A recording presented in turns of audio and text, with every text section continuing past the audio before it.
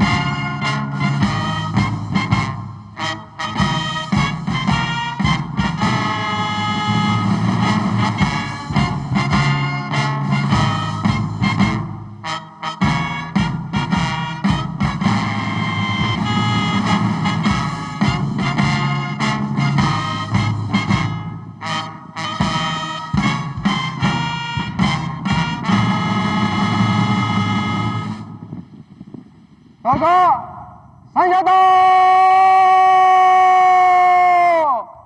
Jauh!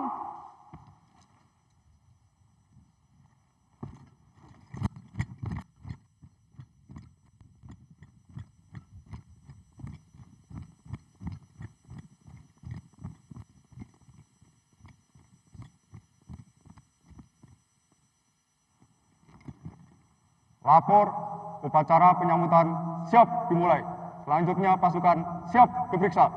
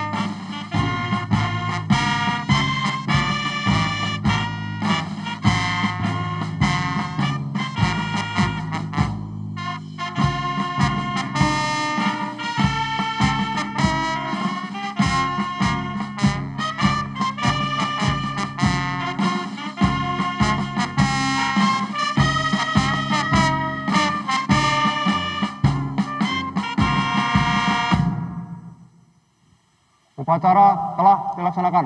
Laporan selesai. Balik tempat.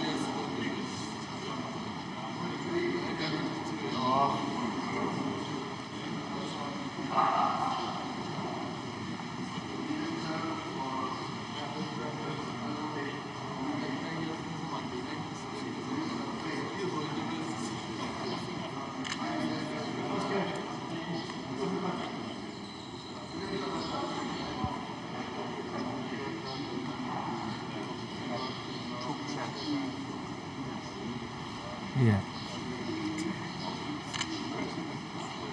Saat ini Anda saksikan Presiden Turki Recep Tayyip Erdogan sudah memasuki Istana Bogor didampingi oleh Presiden Prabowo Subianto. Tadi sudah bersalaman dengan sejumlah menteri dari Kabinet Merah Putih yang hadir juga di Istana Bogor, Jawa Barat hari ini. Dan ini juga ada seremoni penyambutan yang tadi sudah dilakukan dan ini bersalaman dengan sejumlah tamu yang hadir. Dan memang Presiden Turki sendiri didampingi oleh 18 orang anggota kabinet yang akan mendampingi pertemuan dengan Presiden Prabowo Subianto.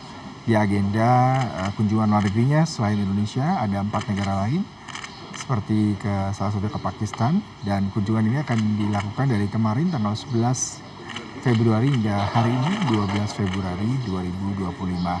Dan sejumlah agenda memang akan dibahas. Tadi yang menarik seperti pembahasan mengenai agenda militer, kerjasama pertahanan, kemudian juga pendidikan, kerjasama ekonomi, dan nanti akan dilihat seperti apa dari plan action terutama untuk di pertahanan yang akan berakhir pada tahun ini 2025.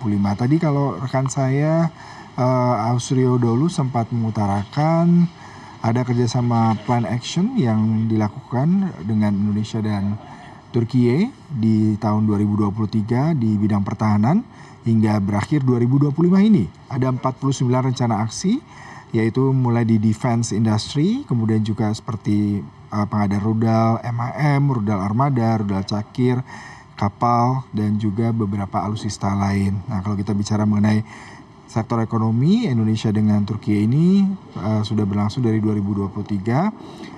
Dan diharapkan dengan pertemuan kali ini bisa mematangkan kembali plan action yang akan diimplementasikan dan bentuk kerjasama bilateral apalagi yang akan ditandatangani pada hari ini.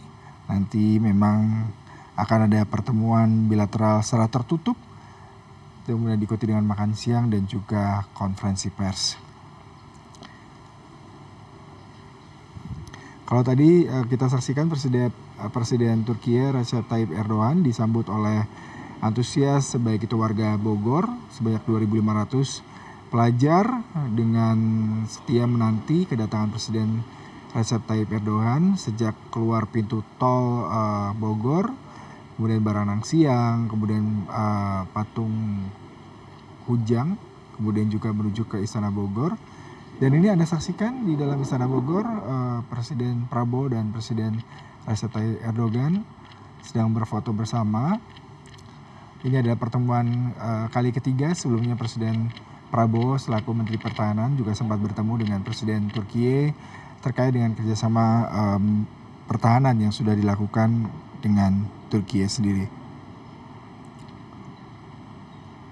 Dan saat ini Presiden Recep Tayyip Erdogan sedang akan menandatangani buku kehadiran tamu negara. Seperti saya tadi utarakan, Istana Bogor sejak kepemimpinan Presiden Prabowo sudah menyambut dua kepala negara. Sebelumnya adalah Perdana Menteri dari Jepang sendiri pada bulan Januari lalu, kemudian disambut langsung oleh Presiden Prabowo juga. Kemudian hari ini pertemuan Presiden Prabowo Subianto dengan Presiden Recep Tayyip Erdogan. Dan nampak di layar kaca, kedua kepala negara ini sudah memasuki ruangan untuk melakukan pertemuan empat mata bilateral terkait dengan kerjasama bilateral akan diinisiasi ataupun akan didiskusikan pada hari ini. Adapun Indonesia dan Turkiye akan merayakan 75 tahun hubungan diplomatik di tahun ini, dan Indonesia dan Turkiye sepakat mempercepat untuk negosiasi Comprehensive Economic Partnership Agreement atau perjanjian kemitraan ekonomi komprehensif. Kalau untuk kerjasama di bidang pertahanan, seperti saya katakan tadi, Turkiye berusaha untuk meningkatkan pertahanan militer dan juga alutsista bagi Indonesia. Untuk potensi perdagangan, Indonesia ingin meningkatkan ekspor sawit, karet, besi, dan baja, batu bara, kertas, dan produk yang dibutuhkan oleh Turkiye. Misalkan kalau kita bicara mengenai benang, besi, dan baja adalah beberapa produk unggulan ekspor Indonesia di kawasan Tenggara Turkiye, khususnya Gaziantep. Produk ini akan digunakan sebagai benang untuk karpet, kemudian besi dan baja diolah menjadi berbagai produk unggulan di Turkiye. Selain itu juga kerjasama pariwisata, Turkiye sempat memberikan pernyataan untuk meningkatkan jumlah penerbangan direct flight Indonesia Turkiye dalam rangka memfasilitasi interaksi antar dunia, usaha yang lebih intensif, dan peningkatan kerjasama di berbagai bidang.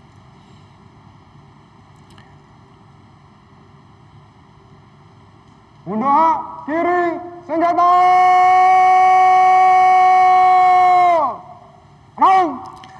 Ada kurang lebih 1.000 pasukan TNI Polri dikerahkan untuk acara pertemuan Presiden Prabowo Subianto dengan Presiden Turkiye pada hari ini. Dan tadi sempat ada 75 pasukan berkuda, kemudian juga ada penyambutan dari warga, anak-anak yang masuk ke Istana Bogor. Juga kita sempat mendengarkan kumandang lagu kebangsaan Turkiye, Istiqlal Marsi atau Mars Kemerdekaan.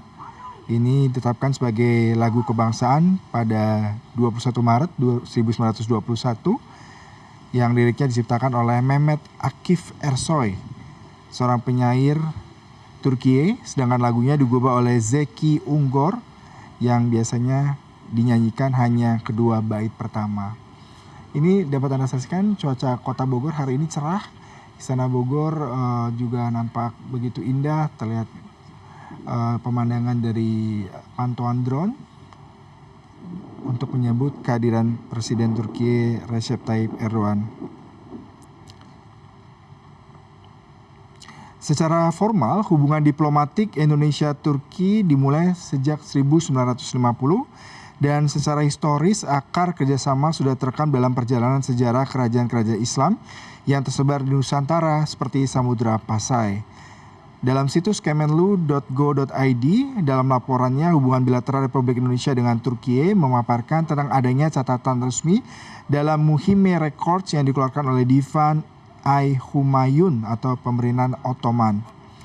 Catatan itu menyebut kedatangan utusan Aceh ke Istanbul dan permintaan bantuan militer Turki serta persiapan kampanye militer Turki ke Sumatera untuk mendukung Aceh dalam melawan penjajah pada tahun 1567 silam. Selanjutnya ada abad ke-19, sumber-sumber Turki juga menulis kedatangan delegasi Aceh ke Istanbul pada kurun waktu 1851 hingga 1873 untuk memperbarui kompromi kesetiaan abad ke-16 dan permintaan perlindungan Aceh dari Kekaisaran Ottoman.